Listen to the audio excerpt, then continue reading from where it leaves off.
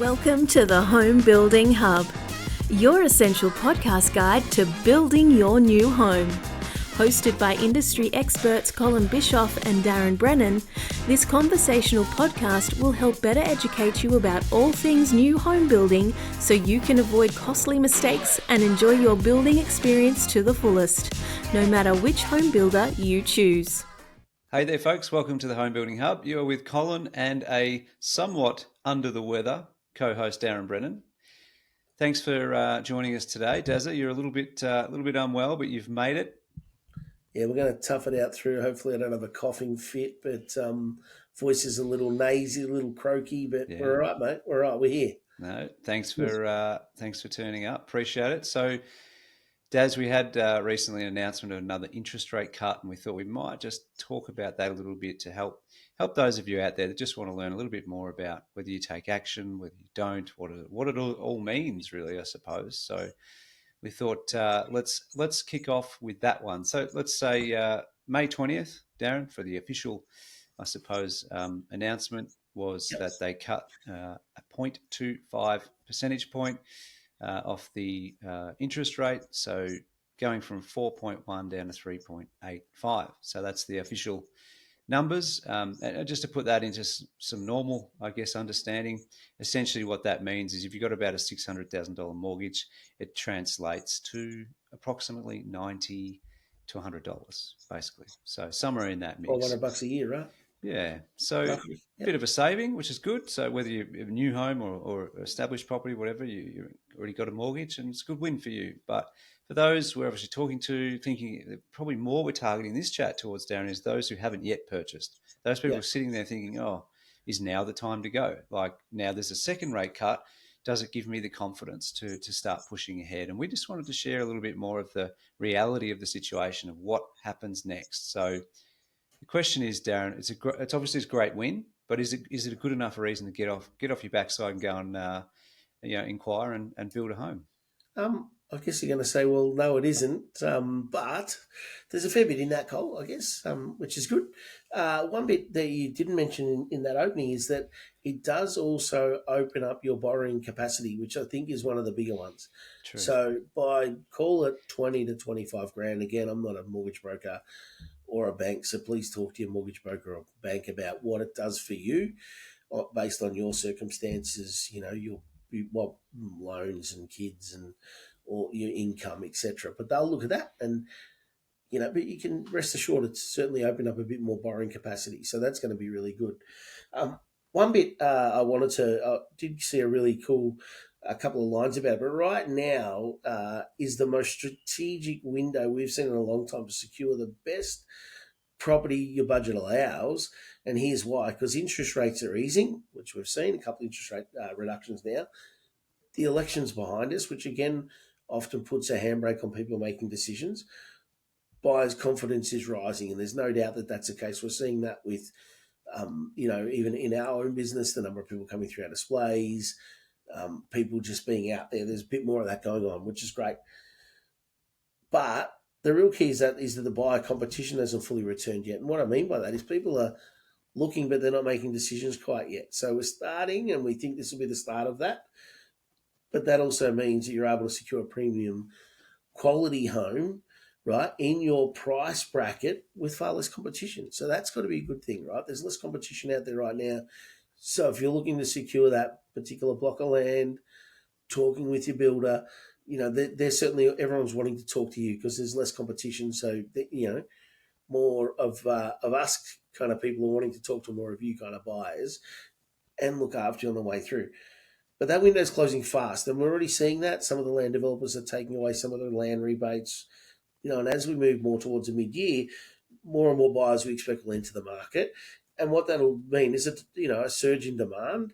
And what that's going to mean is that you're going to be competing more with others. And as that competition increases, then the availability of discounts and the availability of land out there is going to dry up. So there's going to be, more competition, which is going to force you to potentially have to settle for a lesser property, right? You're gonna have to go and maybe move down the road from your ideal location because you won't be able to afford it as that competition creeps in.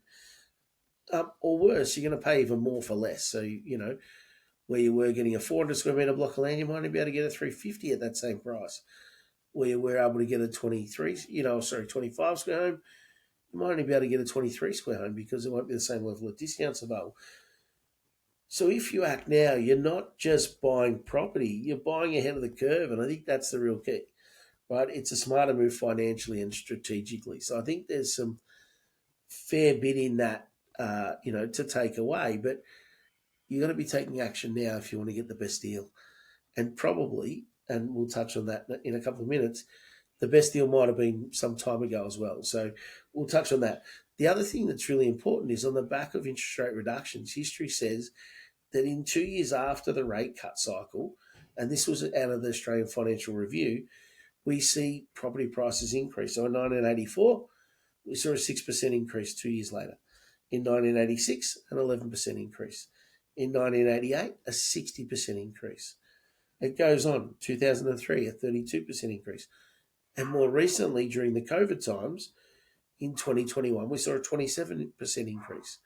So we'd anticipate that over this next couple of years, you're going to see property prices increasing quite steadily as these interest rate cuts come into play. That's just as expected, right? But if you're not using that and leveraging that, then you're missing out on that opportunity. Interest rates fluctuate, but short-term rate cuts aren't a long-term strategy. You want to be buying now because prices are going to go up. You're not going to be able to, the 27% we're talking about there, for example, that happened in 2021. You can't save that by waiting. That's the money. They're the opportunities you get to make really good money in property if you're able to buy at the right time. And now's the right time to be buying. So we're really encouraging people to get out there and start making decisions right now. Yep. Don't wait another 6 months or 12 months because these property prices will have increased by then a lot more than you'll be able to save. So, make those decisions. There's plenty of government incentives out there right now that are able to help you. So, jump all over that. I guess it's about being ready personally. So seeking that right advice, it's a major decision. Talk to your broker, find out if you're able to make that decision now and really, do your homework, but do that quickly. Don't do that, slowly. Make some really quick, sharp action on that. Ring a broker. And it's interesting, Cole. Sorry, I feel like I'm going to cough. Might get through that one. I find a lot of people don't. They say, I'm going to talk to the broker, and they don't take action. I'm going to provide the broker my details. The broker said, you've got to give me 2 pay slips and some other information. And then we follow up with the broker, go, how are you going with that, customer? They haven't provided the information. It's been 3 weeks. Don't, in this market, be lazy to not provide that information. They're there to help you, right? Jump on that as quickly as you can. If it's 2 pay slips, just jump on your Works portal, wherever you're going to get them from. Send them over. It takes a few seconds, not a few hours or days or weeks. Sorry. So that procrastination is, going to cost you in the long run. I guess the current market conditions are where the real savings are right now. Not in the interest rate changes. And you're right in what you're suggesting in that line, Cole. I know you put a fair bit of this information together for us, which is great. The $92 you're going to save, or the $1,200 a year you're going to save by the interest rate reduction, is going to far be outweighed by discounts and availability to buy that house and land package well below what it will be in 12 months or 18 months' time. Yeah. So fair bit happening there, mate. But it's it's an exciting time now. Like things are on the go again. So as a buyer out there, start doing your homework, ask lots of questions, but also be willing to make decisions now. Yeah. Now's not the time to procrastinate. Now, I think for me, I'd like to give everyone listening a dose of reality and what's led up to it. And there'll be people listening who think we're pro building. I can't speak for the established market, whether now's a good time to buy or not. But in our building industry, we know, and we've been telling you this for quite a while. So if you think we're being a bit salesy and pushy, it's not the intention. We're trying to be. If that was the intention, we would be putting our business names up there Yep. across the page right now and telling you to call Colin and Darren so we can sell you a house. But we're not. We're just telling you what's happened and what's going to happen. And a lot of the time, most people don't listen to that, Darren, because they think they're being sold to. So the truth is, the ideal time to act, if you have had or have the capacity to borrow, was 6 to 9 months ago.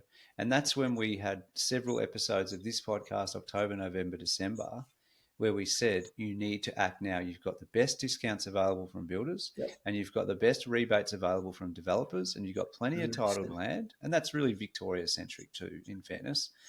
And some people acted great, but most didn't because they think they're being sold to. You now fast forward to today, and you've got the second rate cut now announced. Maybe you as a buyer are thinking, oh, maybe opens up a bit of capacity. That's great. So now I should take some action. Cool. Some of you are still thinking, nah, they've just thrown some stats at me about this, that, and the other thing. And the reality is builders went through some tough times in 21, 22, 23. 24 was a recovery. Builders got back on track, timeframes back on track, pricing got stabilized, it's stabilized. We're in Absolutely. a better position now. And what I'm saying that for is that as a builder, like any business, you need to fill up your pipeline. So think about this logically as not a buyer, but just as someone thinking about the industry. It's been tough times. We now need to recover from that and fill up our pipelines, which is, okay, let's give some better incentives to fill up the pipelines. That's what's happening. That's what happened as of even mid last year, to be honest. But what's going to happen is once the pipelines are full, once some of the blocks are being sold again, why would a developer give a rebate of 40 grand? Why would Yep. they give one at all? But they might drop it to 25 or to 10 or none at all. So instead of saving $1,200 on a on a rate cut, and that's the reason now to go buy a house, it's not the reason to buy a house. It's always been the case. If you can afford to buy a house, go and buy one. It's going to be better off, okay? Whether that's an investment, a first home, owner occupied, whatever it may be. So that's the reality I wanted to share. The logic I wanted to share there, Darren, is in 3 months from now, you will not buy a house at a better price than you can today. Yep. In 3 months from now, you will not buy a block of land for the price you can buy it from today. And also, the availability of land, like titled stock here in Victoria, is starting to dry up. Not quite yet, but it will in time. So you need to understand the time frame to get into that house will change. If you cannot find yourself titled land, it means you have to buy untitled land, which means not registered, it's not ready to build on. Then you're at the mercy of the title timing, if that actually happens in 3 or 6 or 12 months. So it's this understanding of what's actually happening, so you now can have the confidence to go and. What do we got barking in the background, Daz? You're on mute. Cool. Yeah, no, I just muted for a second to try and stop the chihuahuas having a crack. So, mate, it believes you. It's saying, Colin, you're all over it. That's it. Thank you, Chihuahua. The last point on that, I can tell you with absolute certainty that the investors already know this, and they have been more active in the last 6 to 9 Absolutely. months. They are out there now. They've already been buying. They're continuing to buy, but the window will close. Okay, so I'm not saying it'll be bad to buy in 3 months. I'm just saying it'll be not as good to buy in 3 months. Okay, not as a sales thing, as a truth, reality. This is what's going to happen thing. So take it or leave it. I suppose it doesn't. It won't. I won't lose any sleep over whether you action or not, because I don't know who you are listening right now or watching. But I'm just trying to help you understand the state of play, and this is the truth. That's all we're trying to share with you, and that's the whole point of this podcast. For sure. I guess the other bit is obviously that surge in buyer demand is inevitable. As these interest rates cuts happen, and I guess as part of the buyer psyche, really, is an interest rate cut almost is it's a bit like when a government grant comes around, and we see it every time. The best way to incentivize a purchaser is to bring out a government grant, and that could be a first home buyers grant, or as we saw during COVID, the grants that were on offer there, they certainly trigger the most. And the other bit is obviously interest rate fluctuations really worry people, and like I said, it's $90 a month. If you can't afford the $90 a month, it's you kind of probably shouldn't be buying anyway. But it is just giving you a level of confidence to make a decision that, hey, I'm not going to overpay. Certainly, interest rates, they could go up, but it's highly unlikely. All the predictions are pointing towards them heading down and continuing to drop throughout the year. So, there is an expectation that we might see another 3 or 4 interest rate cuts still, which is what the major banks are predicting. And I think as we tick along throughout the year and we watch what Donald Trump's doing overseas and how all that plays out, and the couple of different wars that are going on and how they play out, that's all that world economics is going to play a fair toll into what happens with our interest rates. But it's pretty clear that the downward cycle has begun and that we're heading in a really positive direction for purchasers to be able to make up their mind now and feel pretty confident about where things are at. So, and we did come through unprecedented increases like we'd not seen before. So, that's the other side of it, I guess, Cole, is people were hurting. And in saying that, hats off to all the people with mortgages that have been able to grit their teeth through this period of time, because there's been this cost of living surge, and people have done a lot better than even the government was predicting. I think the Reserve Bank was predicting more defaults on loans, and it hasn't happened. People have worked out ways to survive, whether that's picking up another job or cutting back their costs on other things to make sure that they don't default on their mortgage. And mortgage defaults have been really low compared to what was anticipated given the level of increases. So, as the interest rates drop and continue to drop, we expect that buyer surge. And, with that is that confidence. It's that, ability to hopefully save a little bit more money. It'll be interesting to see what it does to rental rates and whether we see any reduction in rental rates. And I doubt it. I think you're going to see landlords wanting to make up a bit of the gap of what they've lost over this last period of time. But, again, it's just freeing up an opportunity for people. We are expecting increasing in inquiries, and we've seen it already, Colin. And from my years of experience, certainly in Victoria, the eastern Melbourne always goes first, and that always leads the charge. So those outer eastern suburbs, Clyde, Cranbourne, etc., Pakenham, now Cooirap, which is amazing to think that they're building that far out. But Yeah. it's we're seeing really good inquiry through those areas and really good sales rates compared to say 6 months ago, which is fantastic. There is a lot of competition on the best package. If the package is the right price, people are jumping all over it. We had one of our guys last week. He had 3 buyers actually purchase 3 houses next to each other. He had one of those packaged up, which was red hot, and he was able to get the 3 lots in a row sold because buyers are looking for the right product at the right price. So, if you're out there and you're a sales rep, also do your homework, understand where your market's at, because if you get that stuff right, buyers are looking for that. So there's a real opportunity for you. There goes my phone, not on silent. Doing well today, Cole. The chihuahua, the phone, the cough. It's all right, It's mate. all good. We'll forgive you. And obviously builders and developers are still right now offering really good deals to try and, encourage you to want to purchase. So, there's plenty of options out there right now, in the market. So, yeah, sort of where we're at. Did you want to wrap it up, Cole, with the final message? Well said. I think, hopefully the message is clear on this one for people.